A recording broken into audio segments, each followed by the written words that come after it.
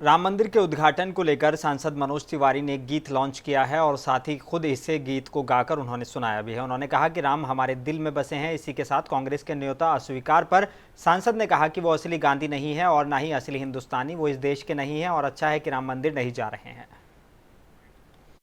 राम मंदिर को लेकर देश भर में तैयारियां मुकम्मल की जा रही है और इसी सिलसिले में हमारे साथ बात करने के लिए बीजेपी सांसद मनोज तिवारी मौजूद हैं।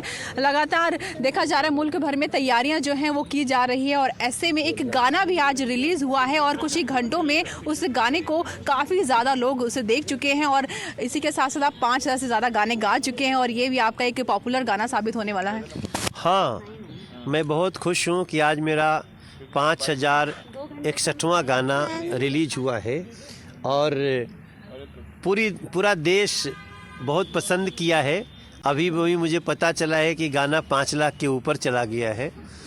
तो हम सभी से प्रार्थना करेंगे कि आप इसको प्यार दीजिए और इसी भाव में, क्योंकि गाना है ना, राम के थे राम के हैं, हम राम के रहेंगे। राम जनवरी से कांग्रेस की न्याय यात्रा शुरू हो रही है और अभी तक मणिपुर से उनको इजाज़त नहीं मिली है, तो कांग्रेस का यह कहना है कि जो बीजेपी है वो डर रही है और इस वजह से हमारी जो यात्रा में दखल अंदाजी का काम कर रही है। देखिए, उनकी यात्रा चलती थी, चलती है, चलती रहेगी, लेकिन जिन राज्यों में स्थिति थोड़ी सी संवेदनशील है वहाँ पर कोई जाकर के आग लगाने की कोशिश करे, उसको परमिशन दिया भी नहीं जाना चाहिए।